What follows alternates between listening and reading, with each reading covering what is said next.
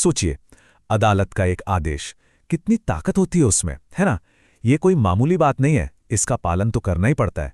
मतलब हमारी पूरी न्याय व्यवस्था इसी एक चीज पर टिकी है। लेकिन क्या हो अगर उस आदेश को पूरा करना मुमकिन ही ना हो? मतलब कभी कभी असलियत कानून के रास्ते में आ जाती है, तब क्या? एक तरफ कानून, दूसरी तरफ हकीकत। ये एक बड़ा सवाल है। और जानते हैं, हमारे कानून में इसका भी जवाब है। चलिए आज इसी दिलचस्प पहलू को समझते हैं। इसका हल हमें मिलता है भारतीय नागरिक सुरक्षा संहिता 2023 के सेक्शन 304 में। तो सबसे पहले बेसिक बात समझ लेते हैं। जब कोई अदालत किसी जेल को हुक्म देती है कि भाई इस कैदी को हमारे सामने पेश करो, तो ये कोई छोटा मोटा आदेश नहीं है। ये हमारी पूरी जस्टिस सिस्टम की ताकत को दिखाता है। इससे पता चलता है कि कानून से ऊपर कोई नहीं है। अब यहीं पर आता है सेक्शन 304। इसे आप एक तरह का सेफ्टी वॉल्व समझ सकते हैं। ये जेल अधिकारी को कुछ बहुत ही स्पेसिफिक सिचुएशंस में ये इजाजत देता है कि वो कोर्ट के आदेश को फिलहाल के लिए ना माने। लेकिन इसका मतलब ये बिल्कुल नहीं कि कोर्ट का अधिकार कम हो गया। नहीं, ये तो कानून की समझदारी है कि वो प्रैक्टिकल भी है। तो सवाल यह है कि वो 4 खास वजह कौन कौन सी हैं? वो कौन सी कंडीशंस हैं जब एक जेल ऑफिसर लीगली कह सकता है कि मैं इस आदेश का पालन नहीं कर सकता? चलिए एक एक करके इन चारों को देखते हैं। तो सबसे पहली वजह वो जुड़ी है उस इंसान की सेहत और सुरक्षा से। मतलब बहुत सीधी सी बात है।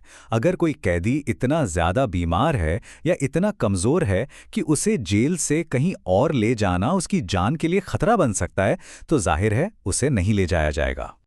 और हमारा कानून भी इसी ह्यूमन ग्राउंड को सबसे ऊपर रखता है। मतलब किसी की सेहत को फालतू के रिस्क में नहीं डाला जा सकता। ये है पहली वजह। ठीक है, अब आते हैं दूसरी वजह पर। ये उस इंसान के लीगल स्टेटस से जुड़ी हुई है। इसे ऐसे समझिए, अगर वो इंसान अपने ट्रायल का इंतजार कर रहा है या फिर पुलिस रिमांड पर है, मतलब इन्वेस्टिगेशन के लिए हिरासत में है, या फिर उसके खिलाफ कोई प्रिलिमिनरी इन्वेस्टिगेशन चल रही है, तो इन मामलों में भी जेल अफसर आदेश मानने से मना कर सकता है।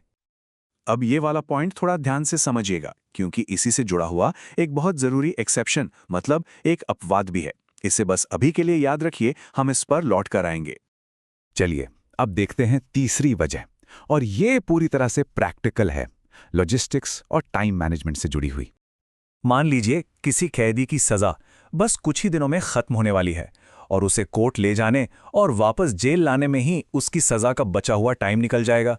तो ऐसे में उसे ले जाने का कोई मतलब ही नहीं बनता। ये तो कॉमन सेंस की बात है। और कानून की भाषा भी इसी प्रैक्टिकल प्रॉब्लम को पहचानती है। ये फिर से दिखाता है कि हमारा कानून सिर्फ बड़ी बड़ी बातों पर नहीं बल्कि जमीनी हकीकत पर भी काम करता है। और अब आती है चौथी और आखिरी वजह। ये दूसरे सरकारी आदेशों से जुड़ी है। मतलब अगर उस कैदी के लिए स्टेट गवर्नमेंट या सेंट्रल गवर्नमेंट का कोई खास ऑर्डर पहले से ही मौजूद है, तो जेल अधिकारी उस बड़े ऑर्डर को मानेगा। ये इसलिए जरूरी है ताकि सिस्टम के अलग अलग हिस्सों में कोई कॉन्फ्लिक्ट ना हो, कोई टकराव ना हो, सब कुछ स्मूथली चलता रहे। तो ये थी 4 वजह। लेकिन चलिए अब वापस चलते हैं उस दूसरी वजह पर। याद है मैंने कहा था कि हम लौट कर आएंगे, क्योंकि यहीं पर कहानी में एक मजेदार ट्विस्ट है। एक खास शर्त है जो सिर्फ और सिर्फ उसी दूसरी वजह पर लागू होती है। हमने बात की थी कि अगर कोई अपने ट्रायल का इंतजार कर रहा है तो जेल ऑफिसर मना कर सकता है ना? लेकिन कानून में एक लेकिन है। इसे कहते हैं प्रोवाइजो, जो इस नियम में एक बहुत बड़ा अगर मगर जोड़ देता है। और वो अगर मगर जुड़ा है दूरी से, 25 किलोमीटर। अगर कोर्ट जेल से 25 किलोमीटर से ज्यादा दूर है तो ठीक है, अफसर मना कर सकता है। लेकिन अगर कोर्ट 25 किलोमीटर के अंदर है और उस कैदी को गवाही देने मतलब एविडेंस देने के लिए बुलाया जा रहा है, तो फिर कोई बहाना नहीं चलेगा। तब जेल अधिकारी मना नहीं कर सकता, उसे पेश करना ही होगा। ये बहुत जरूरी बात है। अच्छा, तो मान लीजिए जेल ऑफिसर ने इन 4 वजहों में से किसी एक का इस्तेमाल करके फैसला कर लिया कि वो कैदी को पेश नहीं करेगा, तो क्या काम खत्म? नहीं, अभी भी उसकी एक बहुत जरूरी ड्यूटी बाकी है।